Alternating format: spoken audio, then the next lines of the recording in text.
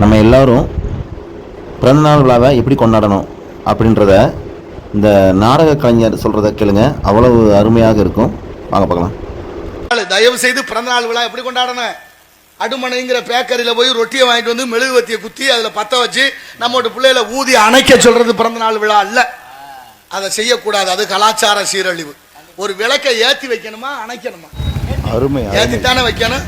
நம்மளோட பிள்ளைகளுக்கு பிறந்தநாள் வருதுன்னா அழகாக புத்தாடை உடுத்தி இனிப்பு வழங்கி கோயிலுக்கு கூட்டி போங்க. யாராவது இல்லாத ஏழைகளுக்கு ஒரு வேளை உணவு வாங்கி கொடுங்க. உங்களால் முடிஞ்ச உதவியை செய்யுங்கள். அந்த குழந்தையால் ஒரு மரக்கன்று நட்டு வையுங்கள். விளக்கை அணைக்க வைக்காதீங்க. விளக்கை ஏற்றி கொண்டாடுங்கள். அதுவே வாழ்க்கையில ஒளி தரும். இந்த உலகத்துல பஞ்சபூதம் நீர், நிலம், நெருப்பு, காற்று, ஆகாயம். அதுல நெருப்பு தனித்துவம் வாய்ந்தது. நெருப்புக்குள்ள எந்த பொருளை போட்டாலும் நெருப்பு நெருப்பாவே மாத்திக்கிட்டே இருக்கும். கடைசியா சாம்பலா போயிடும். ஆலமரம், முங்க மரம், புளிய மரம், வேப்ப மரம், மாமரம், பலாமரம், எண்ணற்ற மரம், செடி, கொடிகள் இருக்கு. அத்தனையும் நின்னா மரம், விழுந்தா விறகு. மரம் எல்லாம் நின்னாத்தா மரம், விழுந்தா விறகு. அதுல எல்லா மரமும் விரவாகிறது இல்ல. சில மரங்கள் நின்னாலும் மரம், விழுந்தாலும் மரம் என்பதை என் அறிவில் சிறந்த பெரியோர்கள் சிந்திக்கணும். இந்த வீடியோ உங்களுக்கு பிடிச்சிருந்தா நம்ம சேனலை லைக் பண்ணுங்க, சப்ஸ்கிரைப் பண்ணுங்க, ஷேர் பண்ணுங்க, கமெண்ட் பண்ணுங்க.